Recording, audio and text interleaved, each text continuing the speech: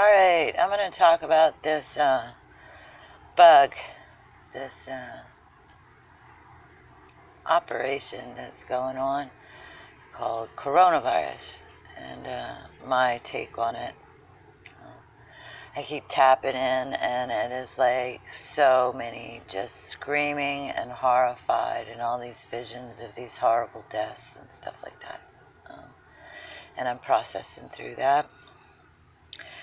And I know that feeling. I felt it with the Ebola virus, and I felt it with flesh-eating bacteria, and I felt it with methicillin-resistant TB, and I like all of these things because I was a nurse for 23 years.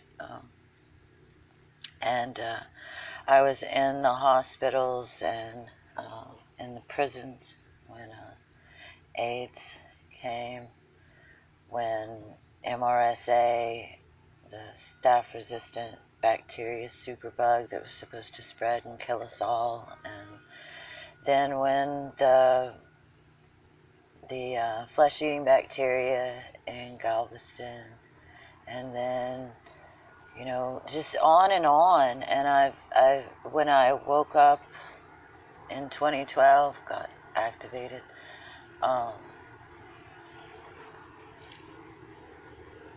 I really felt like we wouldn't still be here now.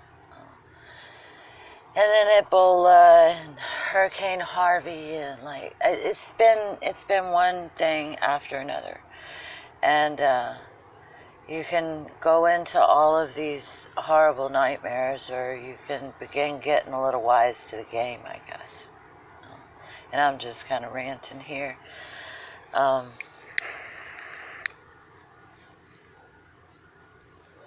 I know that fear is the worst thing that we can go into. And I know that our fear and our outrage is marketed, harvested, and used. I'm not even going to go into by who or like any of that. I just know it is. I don't need to know all the details to know enough to not go into fear, right?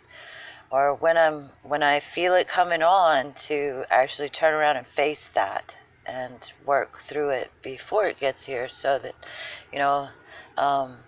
in some respects we do co-create our reality. And if we all jump on this, it's so possible to kill so many people with something like this, and we give up our power.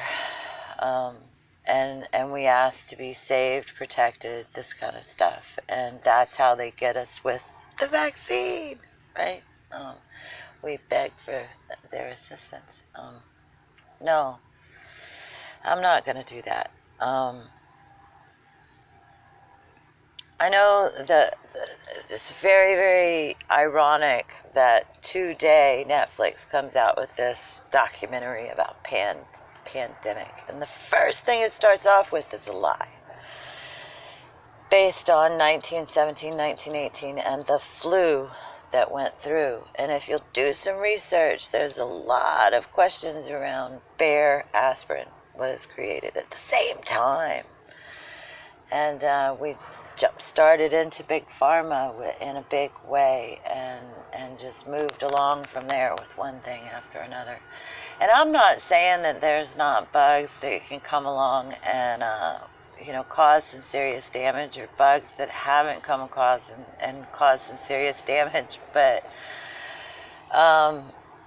actually, being in touch with nature is the best defense for that, and understanding that these things happen, so we can't protect ourselves against everything. At some point, we got to turn around and face it, and realize that we are here not as individuals so much as a species. And it's pretty, we as a species are still here after a very, very long time. Some of us retaining the wisdom of those previous times more than others, I suppose, but the water holds it all. And I think the major problem is that we're disconnected from nature, and then we're able to be influenced by all of this fear porn, and then we create a container that can hold it, right? And that is susceptible to that sort of thing. If we're taking care of ourselves to the better of our ability, and our immune systems are healthy, these things are not as likely to kill us. I mean, it may make us sick, which most people just have a problem with that because they gotta go to work to pay the bills, right? Which, isn't that funny how they push us to work sick, but then demonize being sick, and you're then afraid to not go to work sick because you're afraid you're not going to pay your bills and you're not going to eat and you're not going to survive. Watch that. Like, if most people are not able to back up out of it enough, or haven't chosen to back up out of it enough, they're so hijacked by the fear, and that's what they depend upon. They, in the bigger sense, that wants their food to continue, their being called on for help and being called on for saving us and all of that, which they profit off of. They want us afraid. And they want us separate. And I mean, isn't it ironic that at the same time that protests and actions are starting in the street, in the collective, people are awakening and taking action and getting in the streets and coming together, they're going to say that something's coming that's going to, stay in your house and be very afraid of everybody around you, and like, don't come up to our city hall or our government agencies or our corporation offices to say that you want us to stop doing what we're doing. Very convenient. It's just like so much. And so, do I have all the answers? No. Do I have my own approach? Yeah. I'm not going to buy all this. I'm going to spread a bit of truth around the whole thing, and being aware of the agenda and the plan is very wise. Very, very wise, but being afraid of it is an entirely different story. As far as prepping goes,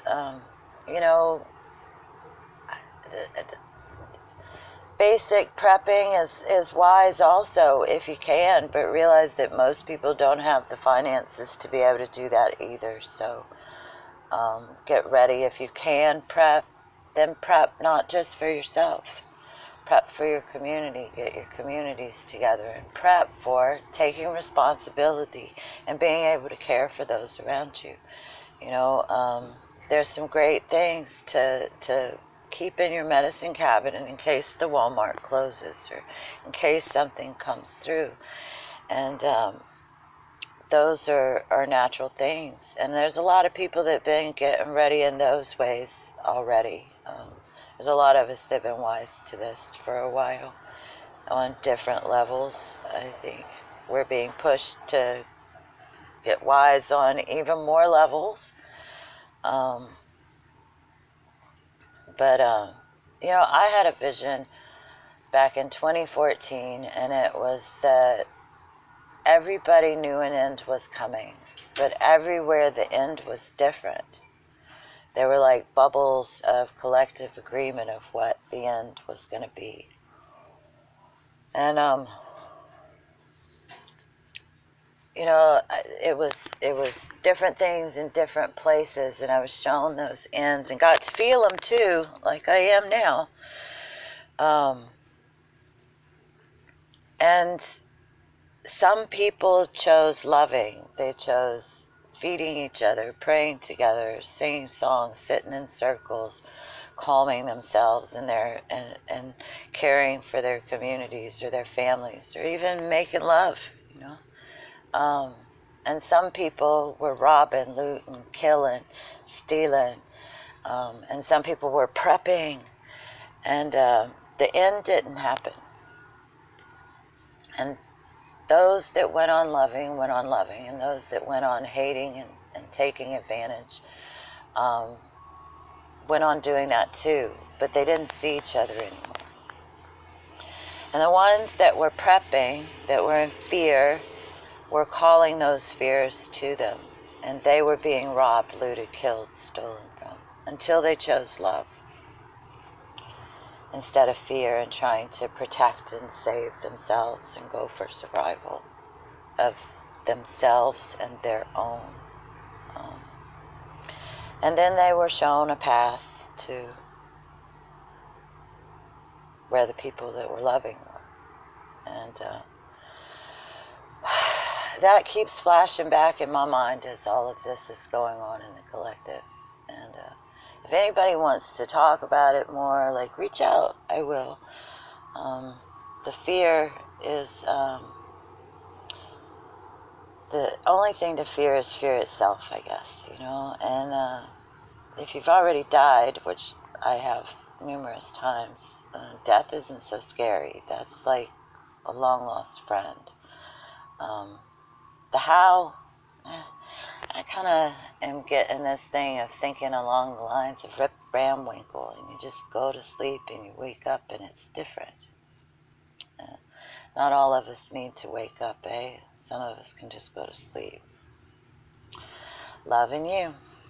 Peace.